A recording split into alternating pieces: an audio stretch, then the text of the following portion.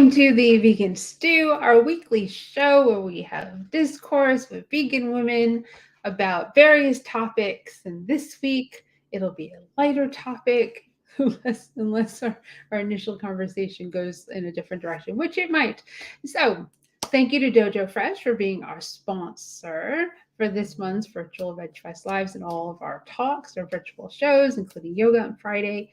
And if you'd like to win prizes, go to virtualvegfestlive.com, hit the contest tab, and enter our wish pond to win one of 11 prize packs. And next month we're going to 12. It was amazing, like amazing. Bitchin' Sauce is coming on for next month because they're bitchin' and they're really cool. And they're a big supporter and sponsor of everything we do. So the prizes you can win are from Terraseed, Hodo Foods, VegKey, Cinnaholic, Fabulous, Bernie Wild's Adventure Sauce, Kathy Hester Cooks, Trupo Treats, BV Kids, Total Body Lab, and Dojo Fresh. That's amazing. Triangle Veg Fest just opened yesterday, our largest fundraiser ever. And you can go to our social media and you can pay $100 to enter to win a trip to the Stanford Inn in Mendocino, California, which is really super cool. Oh, we got 9 comments. Oh, there we go. Hi, Walter. Thanks for watching. That's awesome. I didn't put the comments on. So that is our biggest fundraiser, 200 tickets max. And then we'll go live when we sell the 200th ticket and we'll randomly pick winners. And it's trip to California, weekend trip to the Stanford Inn, plus $500 cash. And then second place is $250 cash. Third place is $100 cash. And like I said, it's a fundraiser for Triangle Veg Fest. So go grab your ticket because some have already sold, which means there's less tickets for you to enter. If you like the Vegan Stew or Virtual Veg Fest, please go to YouTube and subscribe and hit the notification bell so that you can know when we go live and help us spread the word about the conversation we have, which tonight is about cooking, which we all love to do, and our favorite things or things that you probably need in a vegan kitchen, from inexpensive to expensive. So no judgments, have them, not have them, don't have to have them, whatever it is, we're going to share. It's fun for us. We share all our kitchen stuff, which we've kind of done before, but we're going along the lines of essential. We'll see what happens. If you like to participate, enter your comments and questions into the little comment box. And we love when you do that and you become part of the show. So here we go. We have Sovereign from Morella Morning. Just came back from California. We won't hear about that. And we've got Ellen Jeffrey Jones, who may or may not have found her tab to be able to go out of here. That's perfect. And we've got Marla Rose from Beacon Street. And Kelly will be back. And Shayla may be back. But Kelly's going in and out because internet tech, it happens. So where shall we begin? Ellen, I have a question for you regarding the proposed law in Florida. We'll get to Miyakos. The proposed law in Florida. I'm having my last supper here. Prohibit dogs to be able to be out. Hey, Kelly. Prohibit dogs to hang their heads out the window, to make it so that dogs have to be either crated or secured, not by the neck, inside a car, in a crate, outside the car, where they can turn around and lay down. Obviously, read the article. The other interesting piece of that article that you shared was there's animal testing attached to that. What are the odds of that passing in Florida? Florida is getting more vegan by the day. I'm just saying. And this whole idea, on the morning dog walk this morning, we were chatting about this. And apparently there was a story out of LA where, and I don't know if you saw this, some guy was driving and was in an accident with a woman who had a dog on her lap. And he got out of the car, took the dog and tossed it, and it died. And so she was all mad at him. So, I mean, this is kind of like, and I know here in Florida, people drive a lot with dogs on their laps. I've seen it. And, they become companion animals. It's just where they want to be. And, there's all kinds of reasons that people, want to have them close on their person. What are the odds it's going to pass? I don't know. I mean, there was just Humane League. Was it Humane League? Tell me, I got another link on. So many stories are like clogging up my mind, and I've been preoccupied with this other one today. But animal testing is on the skids. I mean, it's, a lot of organizations like PCRM and others have been working very hard to, and successfully so, because computer simulation is taking the place of animals. So it may happen. It just may happen. Right. We'll get there, Ray. Don't worry. It's part of our show tonight. I had it in the fridge. I had it in the fridge, so I'm eating it all now. Just wow. So do you think the Republican-dominated government in Florida and the DeSantis actually vote to approve this bill? I mean, I'm guessing the I love dogs part, making sure, and cats also includes cats not being making it illegal to declaw them. There's like a lot of good stuff in this bill that's in Florida. But see, this is already happening in other areas. So I think this is just taking it all statewide as people are becoming so aware. I mean, all you got to do is look on your phone for some of these videos and people are just instantly educated. It's such a faster way of getting up to speed on some of these issues. So stay tuned, as we like to say. Possible. Okay. It's not just about DeSantis. I know everybody likes to put it all on him, but you got different bodies of legislative action that could make this happen. Right, but you have a supermajority for the Republicans, right. And this isn't typically what they put forward and to vote positively on. So it'll be very interesting to see what happens with that. I'm sure FEA will be following along with that too, because of the cats. And it's a great thing. Just on the dogs and cats piece, it's a great thing. And it's almost like gives them some rights to be protected by the people who are supposed to protect them. So, we'll see what happens. It's incredibly interesting. And then for the elephant in the room, Miyoko. Oh, Miyoko. What do we do? At this point, I don't know. Oh, look at that. Ray just said, Canadian shelves. Right. Well, that may be part of the reason why she's not CEO anymore. And then for Walter, yes, Miyoko was ousted last June, actually, as the CEO of her own company. The board voted her out, and it just came out. And I think the reason, now that we know there's a lawsuit, they couldn't announce the lawsuit without announcing that they ousted her as CEO. So, because that would seem very strange. Why are they suing the person who's running the company? And we don't know a lot of details, obviously. And Miyoko's not going to share those details because there's a lawsuit involved where she's being sued for whatever reasons it is. Exactly, Ellen. But I just, Chloe, there's other vegan women who have started companies and made them successful to be voted out by their boards. And I didn't start my nonprofit to have a board vote me out of it. It's my biggest fear is that if I had like a board that could do that they would, and that would be it would be horrendous. I didn't work this hard to do this. I don't care if I don't have the skill set to take us to like the next level. I also don't want to be beholden to people who paid me to do this. And one of the things I think I wrote about this is that you have to be careful who you have invest in your company. I think she was, though. I think she was very trusting of these people, and they tend to invest in progressive businesses. So it's the people who are on her board. Right. So not trusting enough because they made the decision to oust her. Right.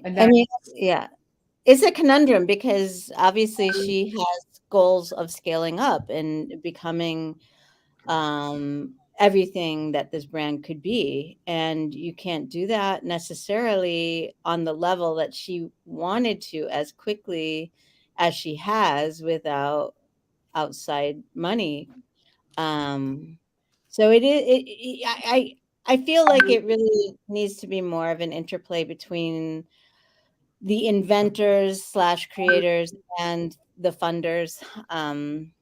Because this idea that she took the brand from 0 to 1, as he was quoted in the article, and they need someone to take it from 2 to or 1 to 100, as though she didn't do tremendous heavy lifting for years and years and years. I mean, like, just look at how much people have rallied around her. That in itself is huge heavy lifting that she's done for years to develop that kind of warmth and support. So it's not just the cheese. It's they know it's her brand, it's her name, it's her She's the face. Yeah, She's the exactly. face of the brand. It's not like she's on the packages, like some people put their faces on their packages and then, we have to change it. But she is the face, the blood, the sweat, the tears, the She was the genius. brains. I mean, the And the brains. brains, right? Behind her On brand. I just, like, right before this, uploaded a YouTube video, and I show in there some of the many pictures that I took of us on book tour together, because our books came out at the same time. We shared the same publisher. He would pay for us to go. And she would work literally all night long preparing food for a food demo of 200 people. And her work ethic, she talks about in her lives, about how she had bankrupted a couple of different times, her various businesses that she had, but she still got up and started all over again. So plus she does CrossFit. I mean, she's like this huge CrossFit person, physical strength as well. And we're roughly around the same age. And just to see this happen is just so heartbreaking. And it makes you, it's almost like, who do you trust? Because I know Miyoko that she would have picked people that she believed in and thought would carry this to the finish line. And instead they just went Can I say something that's, I think, a little bit of background in decision making, that she obviously at different junctures accepted money to help build the brand to what we enjoy today. So as Ellen alluded to, in the 1990s, Miyoko had a brand called Now and Zen. Well, she had a restaurant called Now and Zen, but she also created products under that category, under that name. Like, one was the Unturkey, and then she had like a whipped cream that was amazing. And so she was like a direct competitor in the beginnings with Tofurky, which ended up, Seth Tibbin ended up becoming a big one of her earliest investors. But my point is, Now and Zen and the Unturkey did not fail because of a lack of interest. There was interest, but she couldn't fulfill demand. She had tons of orders. She went to the Natural Products Expo and got thousands and thousands of orders, but she couldn't scale up. So you can understand, and also people weren't investing in food the way they are today. That it was all about tech back in the 90s. So you can understand, yes, the Unturkey was delicious. You can understand the pressure this woman felt to accept that. And I'm sure there's all kinds of crossovers with people who trusted them. And these are not just like, yeah. Who is saying something? I'm just saying, these are not just randos with money bags showing up at her door, like she has a good heart, but she's also got a ton of acumen and intelligence, so, like, I just don't want this to be rewritten as she was so naive. She took the bait. You know what I mean? Like, it's hard. No, I think money speaks. And that's, I mean, how could she not scale her company? How could she not be co-CEO? Why couldn't you bring somebody in to be a chief marketing officer and leave her as the chief executive officer? There are other options in your company to make it so that everybody can have a place and to help build it and grow it, especially when it's her name. It's not like the vegan cheese company by Miyoko. It's called Miyoko. Yeah. I think that there's a lot of retrospectives, or hindsight is 2020 kind of thing. I think they got very successful very fast. They, the whole niche, like vegan cheese, was thought of as a joke, and she showed up not only with vegan cheese but amazing vegan cheese and lifted everyone up in the process. So I don't know. I mean, I feel like in some ways it's like this problem that every innovator deals with is just like, unfortunately, you have to kind of be all things to, like, you have to wear all the hats, and it's impossible. The same thing happened to yeah, sorry. No, I was going to say, if you want to grow, I would say, Ellen, once if you want to grow your company to a multi-million-dollar corporation, you're going to have to deal with these types of business situations. However, I don't know, maybe the lesson for the smaller businesses that are looking to grow like this is when you bring on the investors or when you have a board that you get in writing, you can't vote me out unless, and you stipulate what those unless are, as opposed to arbitrarily deciding you're not good enough. I mean, we don't obviously know everything, but I feel pretty confident that she was a strong business person. She got her company where it was. She definitely has the ability to take it further. And it's their pocketbooks that probably wanted it to go further faster than maybe what it would have with her leading the charge to go from the 1 to 100. But the lesson for everybody out there listening to you guys, a small business who wants to grow it and scale it like this, is do something to make it so your board can't vote you out of your own company. Well, I kept wondering, where is the golden parachute that we always, I worked at Smith Barney stockbroker, and it's like, what do you mean she's just gone? I mean, that never happened to guys. I mean, if we may go there. And then there was the wording that I saw in one of the accounts that they wanted somebody with a different skill set. What does that mean? I mean, she became the catalyst for the holy grail. The dairy industry is creating cheese that isn't from cows. She did that. I mean, you don't get to do that and just slither out into the backdrop. I mean, it happens. That's what must have happened behind the scenes, and we can't really speculate, of course.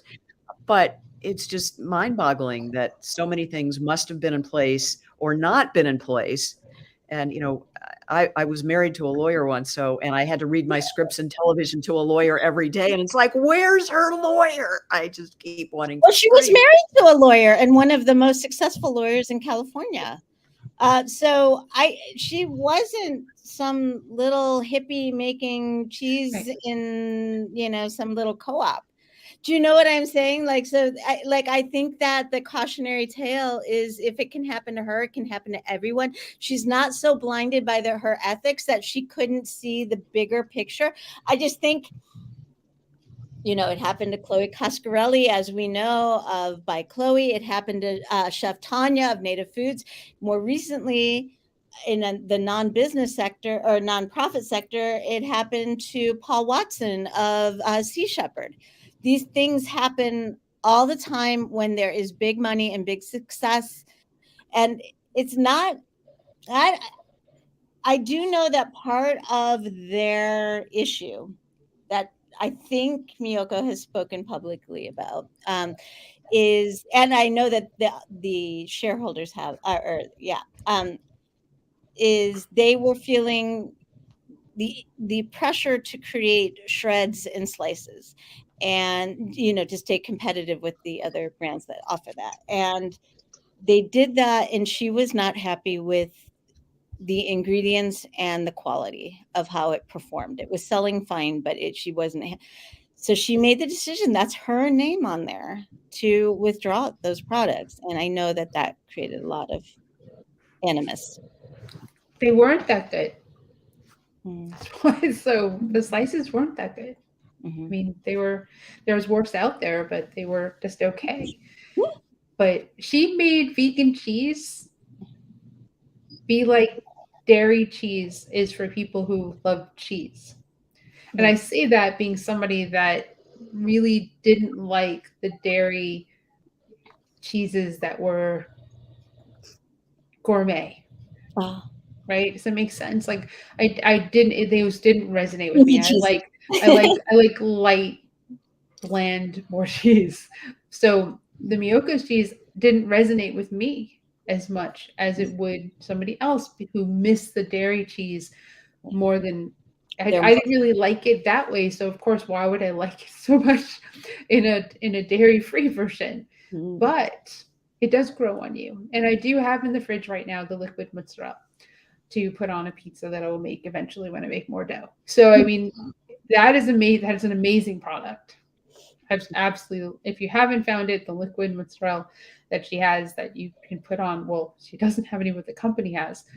And I guess I'll segue that into, do you still buy it? Do you still support the company? Where are you at? Her argument is her friends and relatives were the original investors with the seed money. And I saw in one of her lives, she said, if you pull the plug, you're pulling it out from them at this point. So I don't know what the point is where they get their money back and they can all leave the party. I don't know. I don't know. Well, I guess it is still so new, though, right? Time will tell, Right. as Ellen would say. Time will tell. And we'll keep talking about it because this is a big one for the vegan world, and some people who are watching didn't even know. So now you know. Tune in to hear it with us. Something lighter and fun. Our vegan kitchens, cooking from what we feel is necessary, from inexpensive to expensive.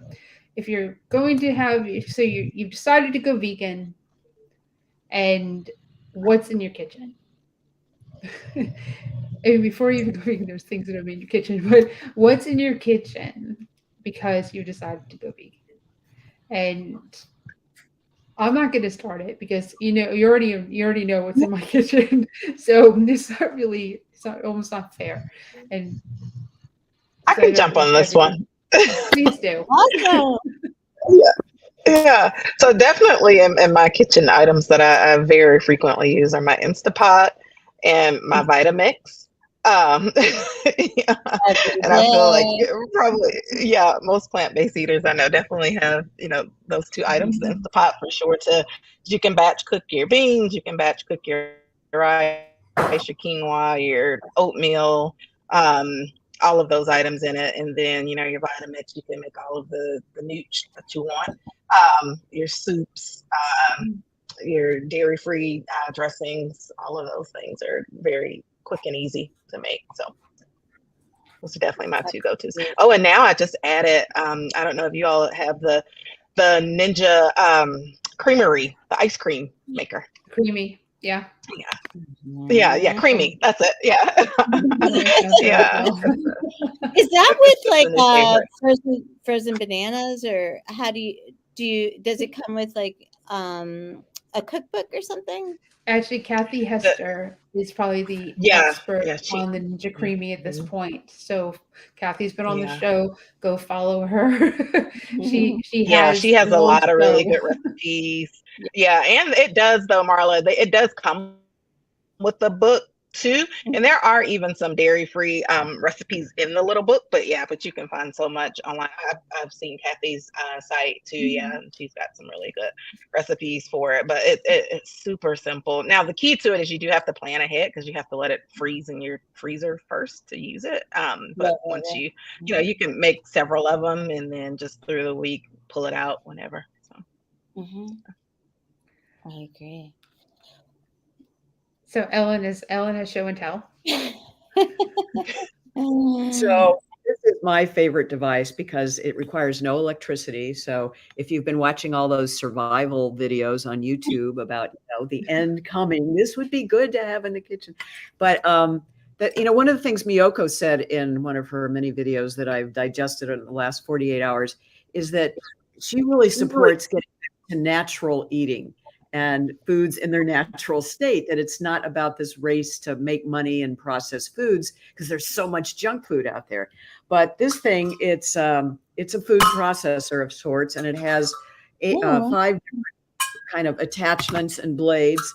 And I've done lots of cooking demos with it. It really works fast.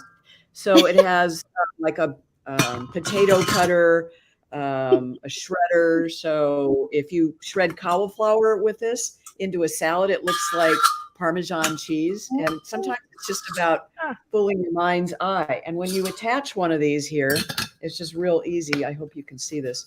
I was going to say, I think that looks hand cranked. Yeah, I thought it was a juicer, so that's your grandmother's meat grinder, but they put it to much better use with this. So you just put in the vegetable here; it comes out on the side, and I put a salad bowl underneath this, and you can put a lot of different hard vegetables like carrots and onions and potatoes. I mean, just all kinds of stuff in this. So, what is that brand called? It's salad. It's Salad Master. Salad Master. Okay. PCRM has gotten this huge donation from Salad Master. I'm a trained cooking instructor. Salad Master. Okay. And they give these away free to the cooking instructors. And so, you can show how quickly you can get a salad going and anything else. But they're about $600 if you were to buy one directly from the company. But I think totally worth it. Yeah, that's awesome. I don't get anything for saying that other than a smile from you guys. Now we do make sure that people understand that you don't necessarily have to spend a lot of money to have things in your kitchen, because what that does, a food processor can do, which you can get for much less money, and you just have to plug it in. You don't have to, do that. Salad Master is a very expensive company. So, but incredible products. I'm pretty sure American made, and they have pots and pans and stuff like that, kind of like Kitchen Craft does too. Their pots are made out of titanium. It's a titanium alloy, so it's non-reactive. It's like medical grade titanium, and that's one of the reasons they've been so popular, is because they're one of the few brands that does that. And there are some knockoffs, but they aren't as strong or durable. And I've had some knockoffs of this, and this, the blades just never bend, and they just always attach really nicely. It's just a quality product. And what you save and not eating processed foods, I think, eventually you can make it up when you are going this route. I was just going to say, for the cheap person's version, which is, so I posted on my Facebook, what I've been doing is shredding, like carrots and beets, and just preparing, and cutting up cucumbers and stuff like that, having them ready throughout the week, so that when I make a giant salad every day for lunch, I have no excuses for anything else but just to go. Like, I mean, literally even taking like chickpeas out of the can, and so that scoop, you're good, So I just want to say that, like, with my a good peeler, you can do a lot of fun things. Just a regular $10 to $15 peeler, you can make skinny strands. You can do all kinds of stuff. So there is, like a wide margin between my method and Ella's. There is also a lot of. You can always catch a holiday sale and get a chopper for pretty cheap too. I've got a little chopper I bought from Walmart, probably like 5-6 years ago, a little $15 thing, and it's the best little chopper ever. Just push the button. I think it also depends, like how many people you're cooking for. Something like that's this true. will just keep and I've burned out so many blenders and processors that just weren't up to the party. So it's whatever works, obviously. And if it's just, Right. a couple of you, it'll be fine, of course. Absolutely. The thing I'm obsessed with, well, first of all, like if we're going to give advice, one thing I would suggest, why do people and how do people work with these itty bitty little cutting boards? These cutting boards that are like 10, like 5 inches by 5. Get yourself a big ass cutting board. You don't have to, that. yeah. I mean, just give Bamboo. yourself like a cutting board the size of a dining room table, practically, because I don't know how people work with these teeny little things. But the other thing I was going to say is, what's that? No, not plastic. Yeah, mine's wood, and it works best with washing and all that. But the thing I'm obsessed with right now, anyone who's Facebook friends with me knows it, my waffle iron. I put everything in there now. It's so much fun. So you could do whole vegetables in there. You can cook sweet potatoes and press that ever-loving life out of them in there. And then they have the fun little waffle marks on them. You could do that with eggplant. You can do it with, today I did it with Plantains. Oh yeah, plantains. Thank you. You could do sandwiches in there. You can do all, but like anyway, just like it's just a fun little. All these years later, you can find new things to geek out over, right? Right. I did pasta. I took like mac and cheese and put it into the waffle iron. And crispy pasta is like the best thing on the planet. Oh, no. And then if it's cheesy and the cheese is like kind of browned and the pasta, and then let's say, then if so, we don't have to clean a huge mess. Yeah. We have to make everything first. So this, I mean, obviously this is a topic that we all, it's very close to our hearts because we use things as often as we do. I'm with Dr. Shayla in the sense that I use a Vitamix every single day. I use my Instant Pot to make chickpeas for the dogs. I eat some of them too, but I make organic chickpeas for the dogs weekly because that's what they eat every day. It's one of the things they get. But my air fryer. Oh yeah, my air fryer. Air fryer's mine. Is every that's an Vitamix every single day. The air fryer is pretty much every single day. Mm-hmm. And we hardly use the oven. I actually took the pizza dough recently and was like, let me see if I can make this in the air fryer. And instead of heating the house up, my dog has learned that when I use the oven, it potentially could cause the smoke detector to go off.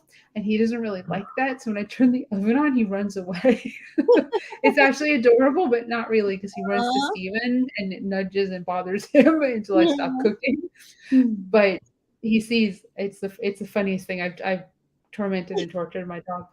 But pizza dough in the air fryer is amazing. Like, absolutely amazing. So, and faster. And I don't have to heat the whole house up. Even in the winter, it hasn't really been cold here. So I use it's a nonstick. Do you all use a nonstick waffle iron? I have a ceramic coated waffle iron, so it's nonstick. It's I have nonstick too. Yeah, I'm not too worried about it. I eat a lot of vegetables and stuff. I'm not going to get rid of every possible toxin in my life, so may as well waffle it up. Right? As long as there's no cuts or scrapes in that, if it's got the Teflon on it, right? Because you don't want to be eating that. Susan has said that tofu press, Vitamix, and air fryer. A simple thing other than using books, because you can use books and paper towels or towels to press your tofu, is there's this nifty thing called a tofu press, which you can get on Amazon or wherever else you want to get it. And it's amazing. I could use it maybe for like 20 minutes and it takes enough water out of it to do the recipes I want. But if you do that in the fridge for like 24 hours, your tofu gets so pressed that when you're cooking it up, someone might think that it's potato. We are such dweebs. Your tofu gets so pressed. I never have the patience for it. So I'm one of those that put my hands down and squeeze out just a little, then cook with the rest of the water. And Susan's tofu press is bamboo. That's awesome. Yeah, I've done that too. Yeah, that's the one that I have. Ellen, I have that one, but it's purple. I like the I think they call it super firm tofu that they have at the Yeah. Trader Joe's. You don't, I mean, you can't really press it without You crushing don't it. have to press it. Right. This- They Yeah. did it for you. You could just cut it. It does everything without No, it's pressing. it's ready. Good to go. Yeah. So that's kind of the only tofu. Like all other tofus, like seem sad to me next to that one. But I'm lagging, so I can't show mine. But Ray actually made us a tofu press out of like dollar store cutting boards and big long screws. oh, how cool! Oh, that's awesome. So it's like probably $5. That's awesome.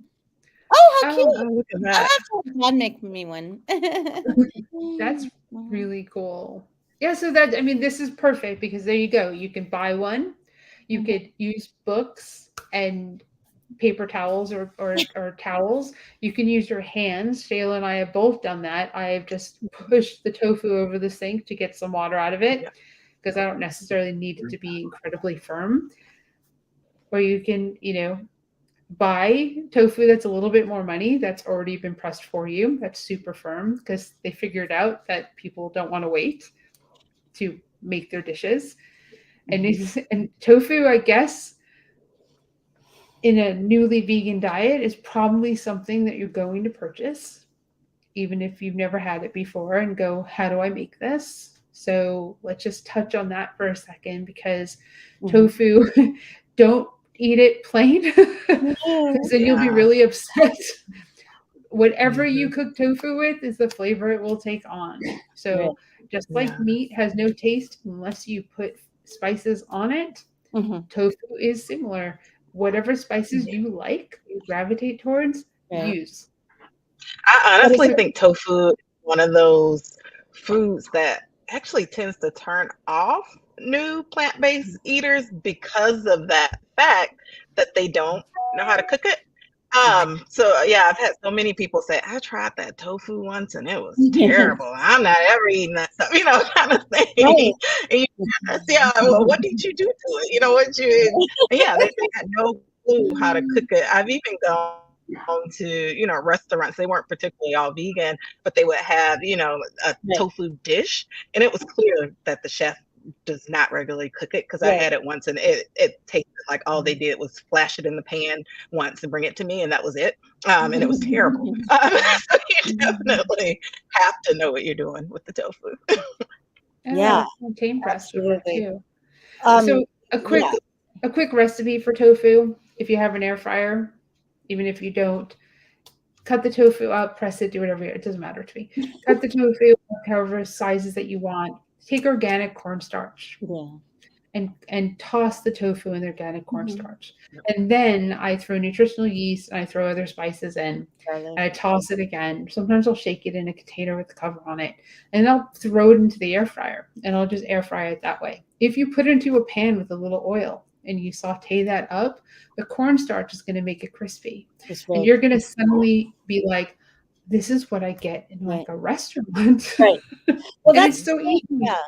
And I think a lot of times people go to Chinese restaurants and like, why is the tofu here so good? It's like they know how to handle it. But I think more than flavor, although that can be an issue too, is the texture that people don't know how to, work around. But that's why I almost always just recommend the super firm because it takes the planning, all the workarounds out of it, but yeah. Our grocery stores here carry all kinds of flavored seasoned tofus that are wonderful.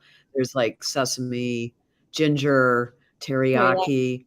You can make, your own with teriyaki sauce and hoisin sauce and some soy sauce if you wanted to, bake it for 30 minutes or put it in the microwave for a couple minutes after you slice it in half.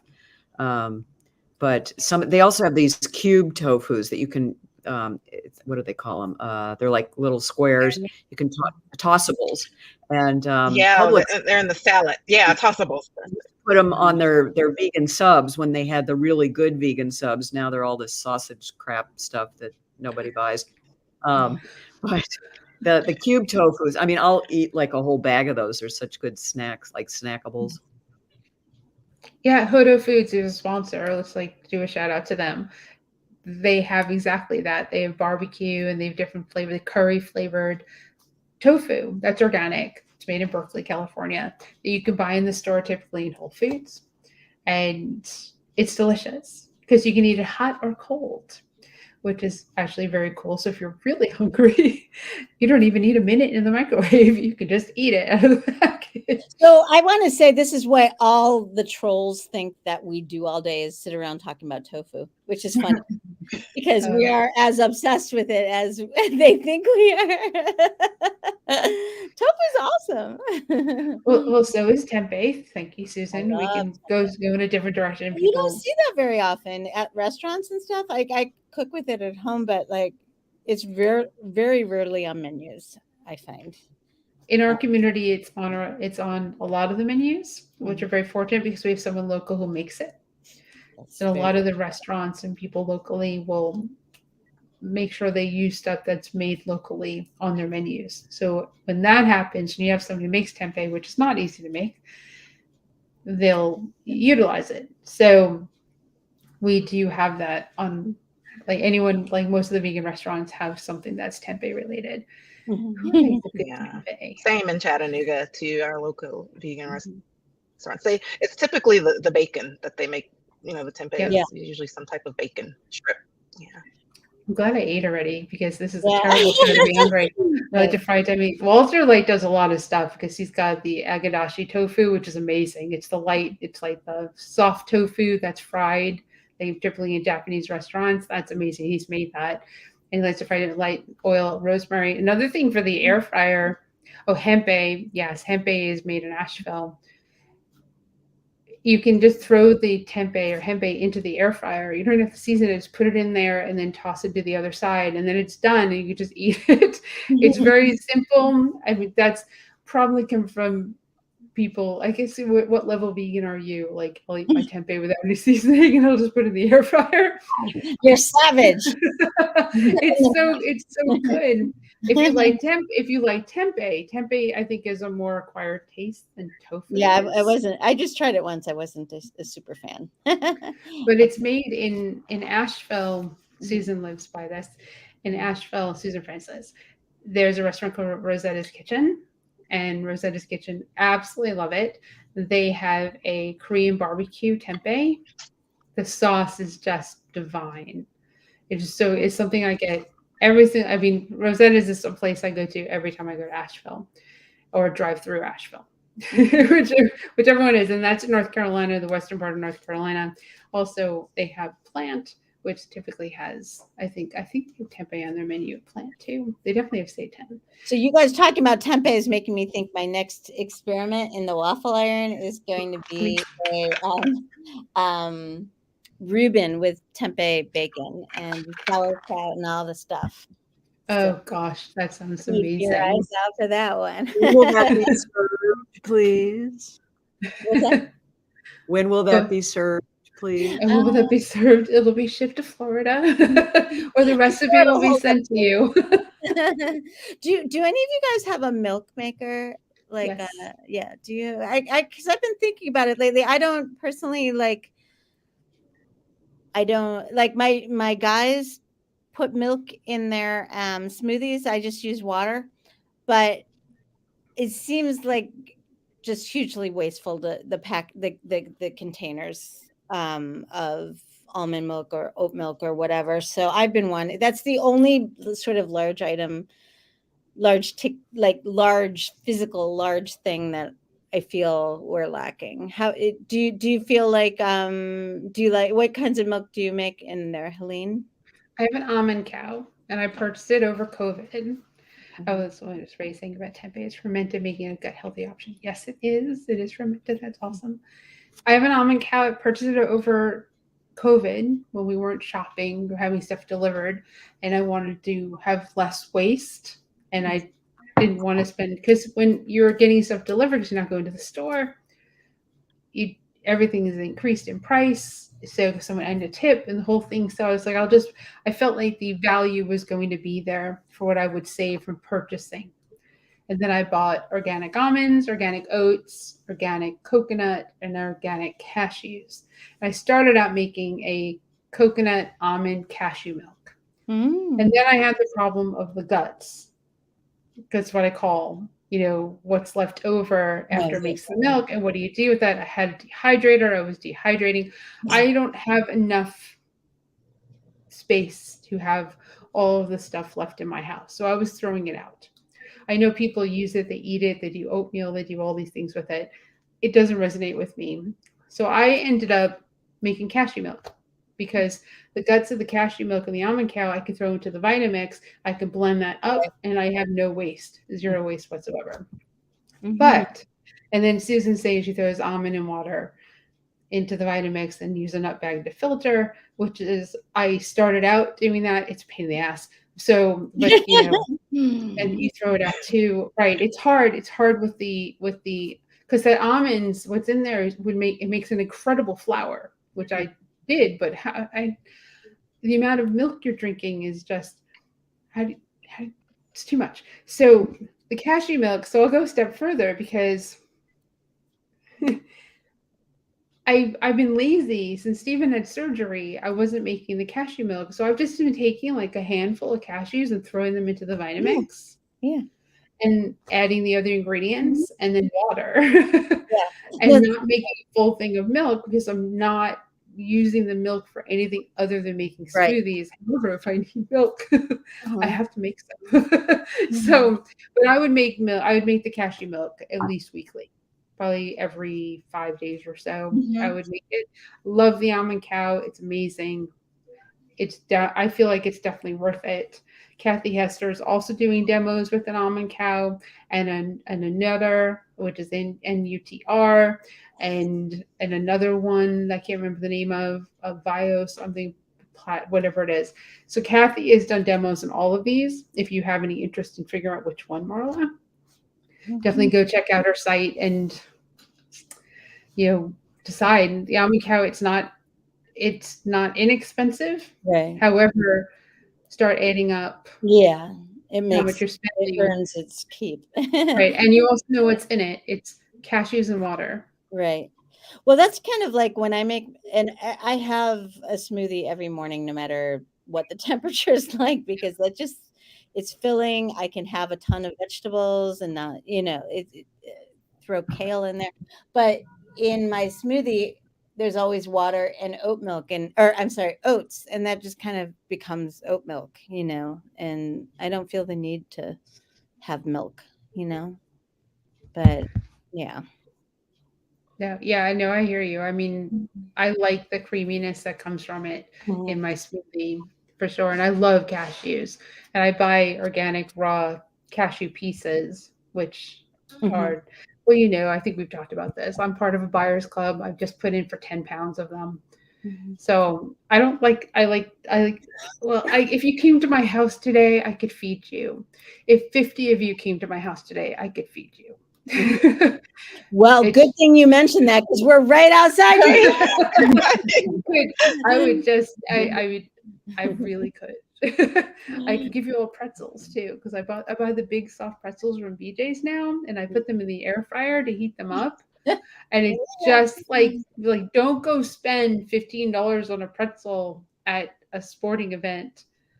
Just go to BJ's and spend $10 and get 20 of them. And use your air fryer to heat up a pretzel. And then have mustard or whatever. Or the vegan cheese, that's the garlic one. The garlic, what's the brand name? I can't remember the brand name. I don't know. It's like they made it, it's like a cream cheese. Well, we could use that too. And you dip the pretzel in the cheese. Yeah. How does a buyer's club work? Ray is asking. It's through UNFI, which is where Whole Foods actually here gets their stock delivered. And the products that like Whole Foods has available to buy in bulk, this club has available to buy in bulk. And what we do is I just put it in a split for 25 pounds of organic raw cashew pieces. And I put it out to the people in the club and say, hey, I'm going to buy 10 pounds of this. Who's going to fill the other 15 so we can actually place the order? And then Michael, who lives in Durham, then collects all this stuff when the delivery comes and he splits it all up for us, and we go pick it up once a month on a Wednesday. That's awesome. It is I because used it to- saves a lot of money. Well, Mhm. we had a big semi trailer come into the neighborhood, and everybody on the block participated, and all the kids would run out and help unpack the truck. And it Aw. was like a half day event. And we ordered also from them, and it was a big paper catalog, and you would just check person would enter it into this massive order. And just a great, if you can tap into that, just a fabulous way to do it. Another way is just to go on localharvest.org, and you can find co-ops near you. You enter your zip. Yeah, I mean, most people are like me. Like, I'm getting 25 pounds of chickpeas, organic dwarf chickpeas as well. But like the dogs eat them every single day. So the dogs trump everything.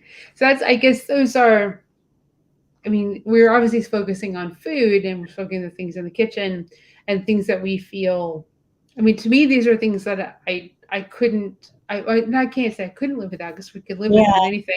I don't want to. I don't want to live without, because they're such a part of my daily life, of things that we consume or we use to make the things that we consume. I have a bread maker, which when I was younger, I thought was such a waste. Like, why would you have one? And I had set this on the counter, but I make the pizza dough in it. I made fresh bread over the weekend, and it does all the work, which makes it much easier to have fresh bread in the house. And you can either have it, cook it, or you can take it out at the point where you make the dough and then form it into different ways that you want to eat it. And it's one of the best things I've ever purchased. And I started by buying a used one. I can't use the name, is weird. I can go find it. I bought a used one on Marketplace. Liked it so much that I went and bought a brand new one based on the flour that I purchased. It's one that they use. And I just told someone about it. I'll go look it up for you, because it's a weird name. But someone else can talk. I used to have one, and it caught on fire. And Oh, had it. So you're inspiring me to maybe revisit it. That's interesting.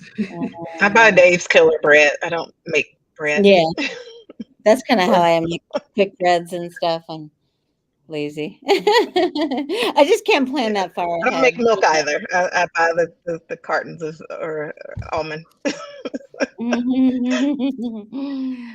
Oh, You guys you're have busy doctoring. a what you call it, garlic press that you love? Anyone have a garlic press that you love? They tend to just not be. I'm all about hacks. I also buy that pre-minced, Marla. Yeah. Well, no, they have it in water. Like, it doesn't have to be. Yeah, the jar, right? Yep. It Jar does in have- water.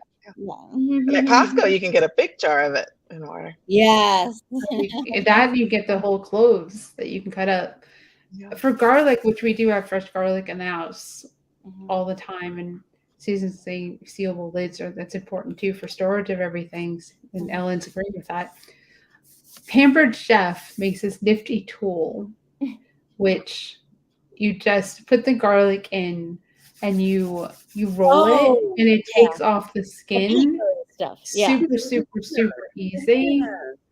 Right. Well, I guess you can do that too, but it's super cool. And I mean, sometimes I'm too lazy to go get it, and I'll just kind of try to do it with my fingers, but it doesn't always work. I think I know. Is it like almost like a Silipat, kind of like a? Yes. It's exactly what it is. It's like a little funnel. It's like maybe this big, and it's circular, and you just put the garlic in there, and it just takes off the skin like snaps. And then I just cut up garlic. I don't bother. Right. Like garlic. I have a garlic press. I promise you, there's a garlic press in these drawers somewhere. I don't bother with that, because then I have to clean the garlic press. I'm using the knife. Right. Well, and there are garlic presses where it goes through those little holes, and then there's garlic presses that are more like you're working back and forth a little bit on it. You know, that's more like what are they called, like mezzanine or something. Anyway, I find the latter ones better, the ones where you just kind of like rather than press it through those little holes that block. Is that the sound you make? But yeah. Oh, stackable bamboo Yeah. steamers or veggies, but even use them to make seitan sausages. Wow, that's amazing. And then let's see, Venetia says, yes, might as well cut the garlic ourselves. It's awesome. Or you could do like in the summer when it's so cheap, like at a farmer's market, just buy a ton and set aside like half an hour and just mince a whole bunch of it, and keep it in a good container. In water, you can keep the garlic in water, probably in the fridge. I would guess, yeah. Yeah, for the people who are plan aheaders. Yeah. So that's thank you. That's the bread maker. So I tried to click on the link, and that's what I can't click on the link. So yeah, you have to copy it and then you can paste it. Right. So that's and then Walter said that it's a weird name. People love their rice cookers. Now the reason that I purchased this isn't a weird name was that a Sunrise flour mill in Minnesota was getting pummeled with snow, by the way. They make organic flours that are milled the way flour was originally milled, so that people who are gluten intolerant can actually eat gluten. I found them when I was eating gluten-free and said, let me try this. And their flours are absolutely amazing. So and they had a video about making bread, and they used this bread maker, and they really, really recommended it. And I was like, okay, let's go. Let's upgrade. So it's been great. It really makes a great loaf of bread. It makes the pizza dough really, it's brilliant. The next thing I really want to do is I want to make bagels with that recipe from what's his face, Marla. Help me out. The chef that Sky Michael. What's his face? Sky. Also goes as what's his face? Sky Michael. Yeah. Sky Michael. Right. He got trashed because he posted a bagel recipe that had some oil in it. Yeah, that had some oil. I'm like, it's out of control. We talked about that day, but he sent me the recipe, so I have it to make. Because he also taught me in that recipe how to actually make a bagel. With the boiling. We made them once, not the boiling, but how to make it so it's a circle. Because we rolled out the dough and then connected it, as opposed to taking the dough and pushing it out from the middle and making the circle that way. I was like, I said, Stephen, this is how we're supposed to make bagels. You mean your Jewish ancestry wasn't just like instructing you through how to do the bagel? The bagels were good. They were a little chewy. Right. I want to make bialys. You don't see those very often. Oh, I love bialys. You can do the same dough. You just have to get the onions. It's not a boiled one though, right? It's more of a baked thing. I'm pretty sure bialys are boiled too, and then baked. They're just a different size. Okay. I think. Well, it's a completely different dough. It is. Yeah. Completely different dough. Oh, here we go. Use an apple core thingy to make the hole. Oh, look at you. And then let's see. Zwilling makes these awesome glass jars with a vacuum sealer and to help keep things fresh longer in the fridge. So there's all these things that we can talk. We can go off topic about food. We can talk about food for days, and people would probably still be watching and be like, "Oh, what are they talking about now? They've left tofu and tempeh, and they moved on to apples."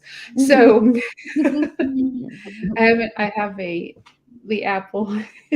I have when you want to cut an apple. I don't need to use a knife. I have this nifty thing from IKEA, which you just push down and it cuts it. It makes it into the little.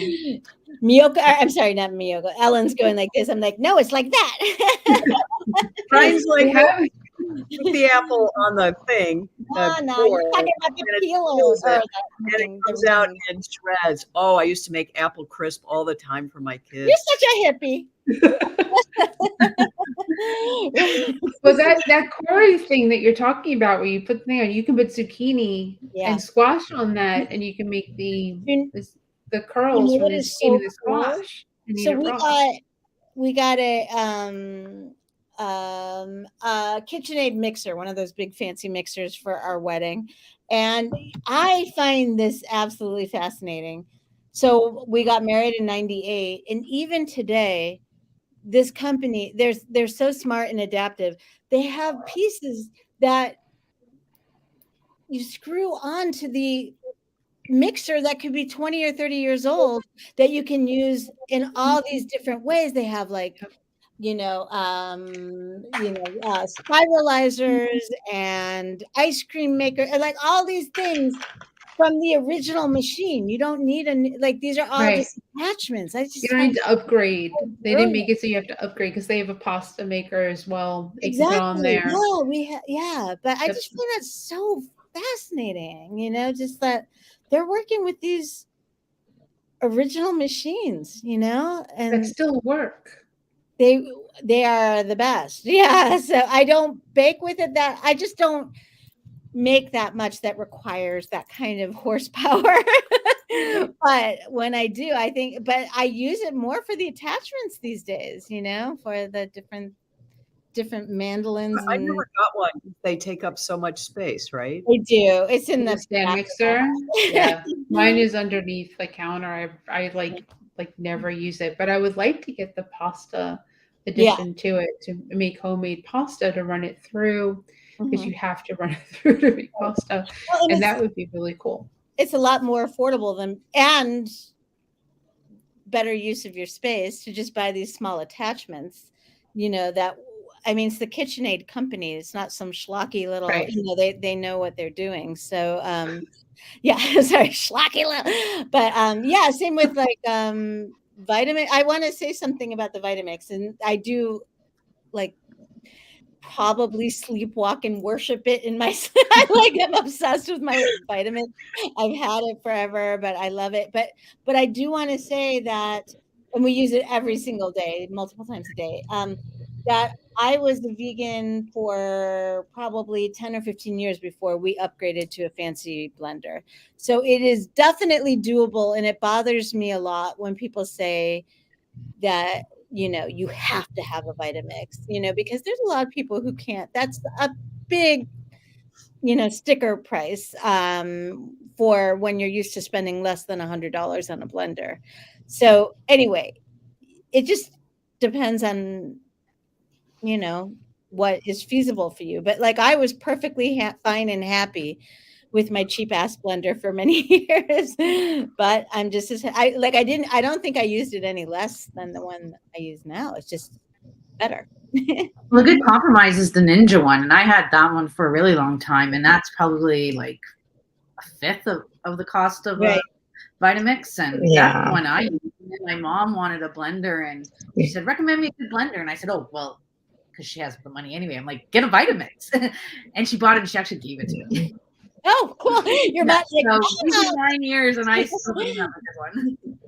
Yeah, like, I had a Ninja for several years too before I got Vitamix. I also had some of those other cheaper ones though, and at one point I was going through a blender like every 3 months, and so my husband just said, "Enough, let's just get a real blender." Well, that's the thing, is that like it is not financially feasible if you're like breaking down your cheaper ones. Right. That's yeah, why I my was just Vitamix killing showed up the those next cheaper day blenders. after my cheaper blender was smoking. Oh, Like, it wow. literally started smoking, and the Vitamix was coming the next day, and it wasn't planned. It just happened that way. So, kind of like my food processor, I tried to make this seitan. I made seitan a couple of weeks back, or 3 weeks back, and my food processor started smoking because it was too much for it. So Like, I'm out. I was like, oh, I'm familiar with this smoking products. So I got to put less in it if I'm going to make the recipe again. Yeah, making hummus is a real blender burner. It's a blender burner. It's a BB. real blender burner. I think it depends. Some of it depends on how smooth you need for. Like, there are people who don't like they want it smooth, like at a Middle Eastern restaurant. I don't care if it's a little chalky. I don't care. Well, I'm it fine also with. depends. if you make it from the beans from scratch, then they're going to be Right. coarser, tougher. But the canned beans are a little more mushy. But sometimes that second can is what puts it over the edge. I mean, I did these cooking classes before I got my Vitamix, and it's like, oh, I think you can just start to smell it, and it's like, okay, I gotta stop. We're killing appliances left and right. My God, I thought we were the non-violent people. Also, I think it helps. I mean, you're doing a cooking class and you're not using oil most likely, but if you use Right. more oil in your hummus, it'll be smoother, and that's how you get it to be restaurant quality, not necessarily how much you blend it or you food process it. It's adding more oil. That'll definitely make it your creamy consistency that you're looking for. Or Or you just kind of add stuff as you go rather than like I'm putting in this number of tablespoons. It's like you just kind of like you're pulsing and you're adding as you go. Like I find that the hummus I make at home for myself and my family is probably not hummus I would make to win anyone over because it doesn't have oil. It's just it's like tahini and garlic, and it's not smooth as silk.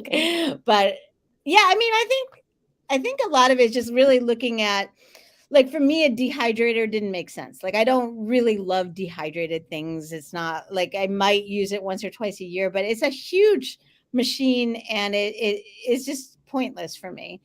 But if you use a blender every day, it might be worth upgrading. And Vitamix has great customer service, like chef's kiss customer service. But yeah, just kind of looking at, like, I'm also looking at things like, the brush that you use at the bottom of a pan. Like, I need 2 of those. I need one more because chances are one is dirty and then the thing. So like looking at your whole picture, what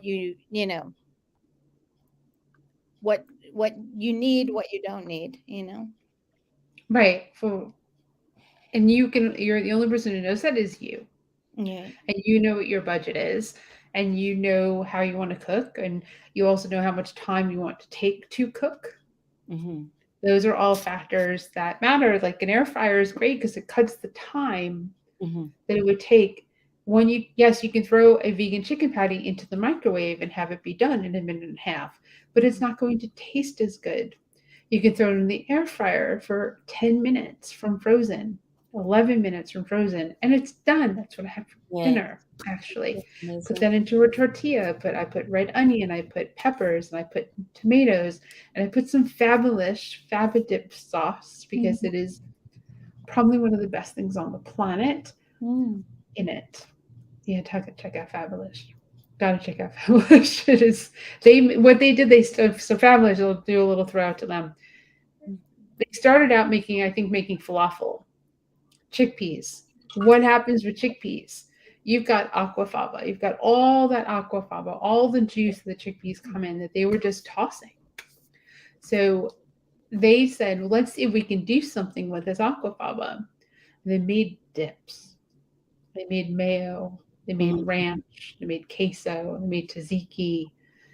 They've made deliciousness, like literally a gallon of it, just dive in and just start swimming and eating. It's that good. So talking about a company that took something and didn't want to have waste, that's what Fabulous did. Check them out. It's so good. Is that in the refrigerated section of a grocery store? Or I'm not sure if they're in a grocery store. They're based in New York. I buy it online. I think this is the year. I think they're looking to grow the company so that the products are on the shelves in different stores. And Ellen's got a cautionary tale for them.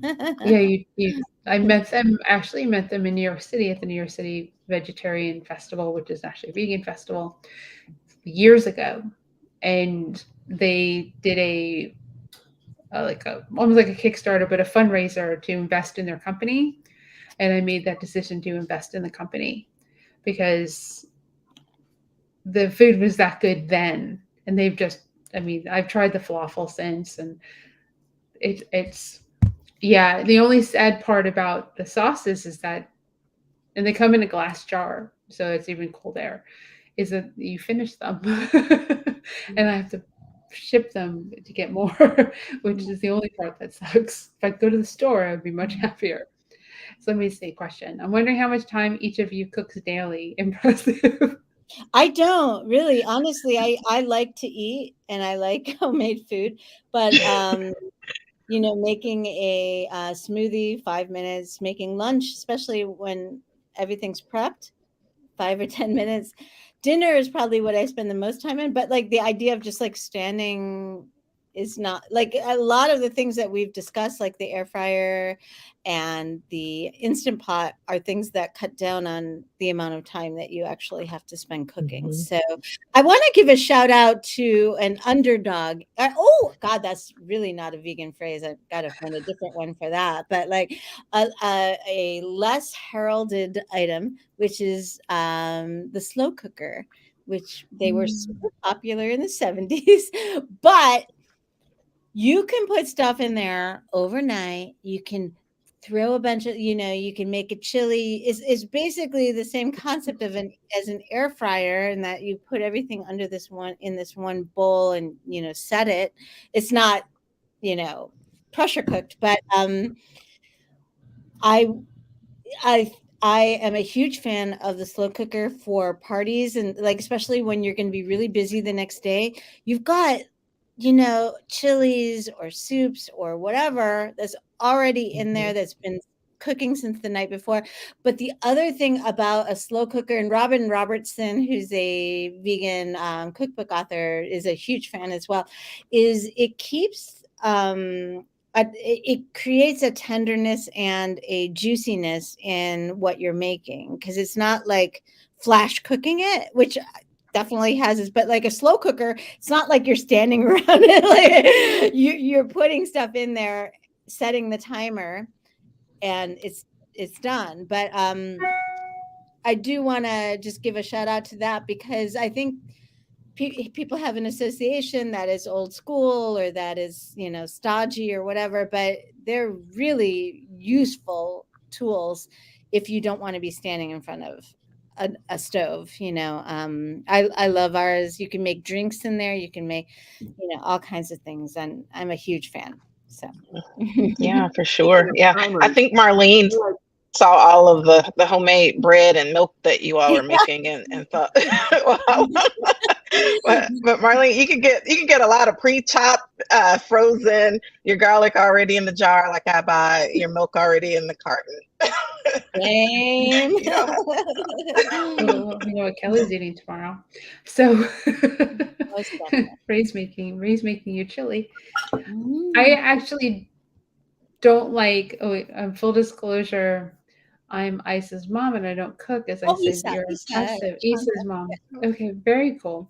Yeah. That's awesome. It's really cool that you're so she's speaking of Isa Moskowitz, who and she's an amazing chef, and that's a lot of recipes, if you look something up, it would be something I would use as a guide. I don't like to spend a lot of time cooking all at once, because I don't like complex recipes. I typically use them as a guide, a recipe, as opposed to following them. Whenever I follow a recipe to a T, it doesn't come out good. It's only when I've taken Marla's recipes and changed them to the way I want them, and really like them. So thank you for the guide. But I mean, sometimes I don't have all the spices that you have in there, so I have to use what I have. And I'm not going to not make it because I don't have that exact spice, and I'm not going to the store for like cilantro or something fresh. I'll just and I think that's else. An important aspect of. You don't have to become a master chef, but if you develop some familiarity with a kitchen, you start to know what spices you like and what spices you don't like. And you also start to learn how to adapt, that like, just because you don't have something, like I am hugely not into waste, so like, am I going to throw some? No, I'm going to, or if you didn't like how way something turned out, no, you have to transform it into something else, because you can't throw it out, Yeah, but, don't eat it. But I think I don't. But I think that that's an important aspect of this. Again, you don't have to become a master chef or even aspire to be a great chef, but just learning some little moves to be adaptive is very helpful. you know. Yeah, I made a shortcuts too, like the timers on things, just to really revolutionized how much time you spend. I have an induction burner and it's got a timer on it, so I'll just throw a pot on top of it and walk away and know that it's not going to burn. Yeah. Oh, that's really cool. That's induction burner is amazing. I made a spanakopita, right? I made that from scratch over the weekend. I just went kind of like cooking crazy. I made a loaf of bread. I made the feta for the spanakopita. I made cottage cheese, which I haven't tried yet. I think that's in the fridge. I'm a little afraid. And I did all this on Saturday because I just decided I want to do this today. And Celine, I'll let you know when I'm coming to North Carolina, okay? you're more than welcome. I can convince the best of them that if they don't like vegan food, I can convince you that you do. I'm pretty sure Marla's house is the same. And the spinach pie was just amazing. I'd never used phyllo dough before. That's really good. So it's a lot of oil. Yeah. I did brush it with the oil every I did, and it came out of the oven. It was amazing. It was good cold. I gave some away. I found it last night and I saw that Stephen had been eating it. There's one piece left. So I ate the last piece last night. But I mean, sometimes I decide to just go crazy like that. It's not every day. Like if I'm good, I like 15 to 30 minutes max to cook something. I can make mac and cheese in 15 minutes. Mm-hmm. So that's a go-to meal. You frozen vegetables like frozen peas or corn or peas and corn to put it in there, or I heat up frozen California vegetables, broccoli, cauliflower, and carrots, and mix that, and then just mix them into the pot. So we get the vegetables done, or make a salad. Awesome. You know, I mean, smoothie every day for me. Lunch is weird because it depends on where I'm at. How hungry am I? Am I going to go eat? Maybe it's 4 p.m. and I'm going to eat lunch. So now I'm like thinking, when's dinner? So it'll influence what I'm going to eat at 4 p.m. You know, and some days I'm hungrier than others. Some days I'm not hungry at all. But I have Stephen to feed too. So sometimes it's like, well, what do you want to eat? Sometimes it's an Impossible Burger. Sometimes it's a big salad. For him, sometimes it's chickpeas and corn in a tortilla. And I'm not joking about that. It's really big on that. So it just, as much as we're all talking, listen to us, we're all talking about how much we like use all these appliances.